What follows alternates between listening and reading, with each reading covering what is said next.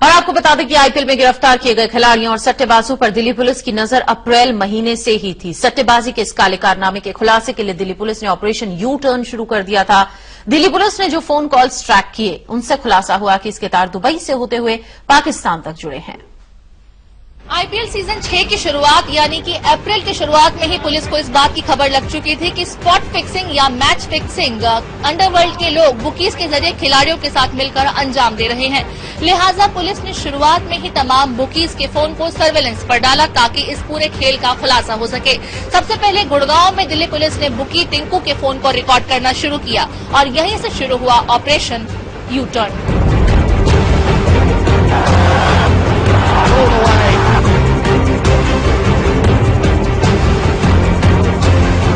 टिक्कू मंडी अब दिल्ली पुलिस की रिमांड पर है, लेकिन इसके फोन टैपिंग के बाद जिस स्पॉट फिक्सिंग का सनसनीखेज खुलासा हुआ है वो बेहद चौंकाने वाला है। चौंकाने वाला इसलिए है क्योंकि इस खेल के सारे तार डी कंपनी यानी दाऊद के हाथ में थे और उसके खिलाड़ी ही इस पूरे खेल को उसके इशारे पर खेल रहे थे। टिक्कू मंडी तो महज दिल्ली में उसका एक मीडिएटर था और इस सुराग के हाथ लगने के बाद दिल्ली पुलिस ने शुरू किया ऑपरेशन यू टर्न। दरअसल इस सट्टेबाजी के पूरे खेल का मास्टरमाइंड पाकिस्तान में बैठा दाऊद इब्राहिम है, जिसके मातहत पूरे काम की देखरेख अनीस करता है। अनीस इस पूरे खेल को अपने दो गुर्गों सुनील दुबई और मनोज मेट्रो के जरिए अंजाम देता है। सट्टेबाजी के खेल में सुनील दुबई और मनोज मेट्रो उसके दो मजबूत हाथ माने जाते हैं।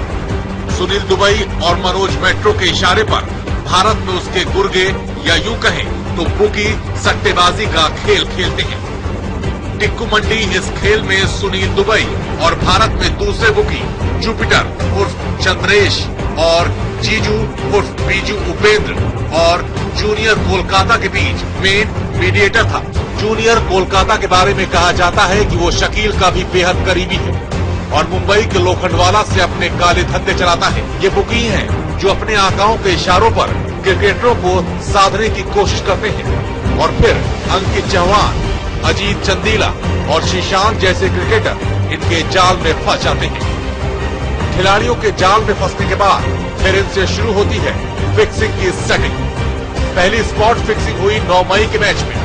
सुनिए इस मैच से पहले कैसे सब कुछ तय हुआ, जिसमें बुकी अमित ने चंदीला को सेट किया। हाँ भाई बताओ। अच्छा मुझे जाने दो, मैं सिग्नल दूंगा। पहला ओवर शुरू होने दो, मैं देखता हूँ। पहला ओवर आत्मविश्वास के साथ करो और दूसरा ओवर भी हमारे लिए उसी विश्वास से करना। ठीक है, मैं करूँगा। तुम्हारा सिग्नल क्या होगा?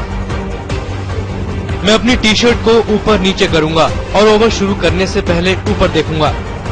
इसके बाद 9 मई के मैच से पहले बुकी जुपिटर और चंद्रेश ने श्रीशांत के लिए उसके दोस्त और बुकी जीजू के जरिए सेटिंग की और सिग्नल बताए। सिग्नल क्या होगा? मैंने उसे बता दिया है, वो ऐसा कुछ नहीं करेगा जो अजीब लगे। दूसरा ओवर फेंकने से पहले वो कमर में तौलिया रख लेगा। भाई उससे कहना ओवर शुरू करने से पहले थोड़ा समय जरूर ले, जिससे बुकिंग के लिए हमें वक्त मिल जाए। तीसरी मैच फिक्सिंग मुंबई में 15 मई के बीच में हुई और इससे पहले चंदीला और चौहान के बीच पूरा खेल तय हुआ।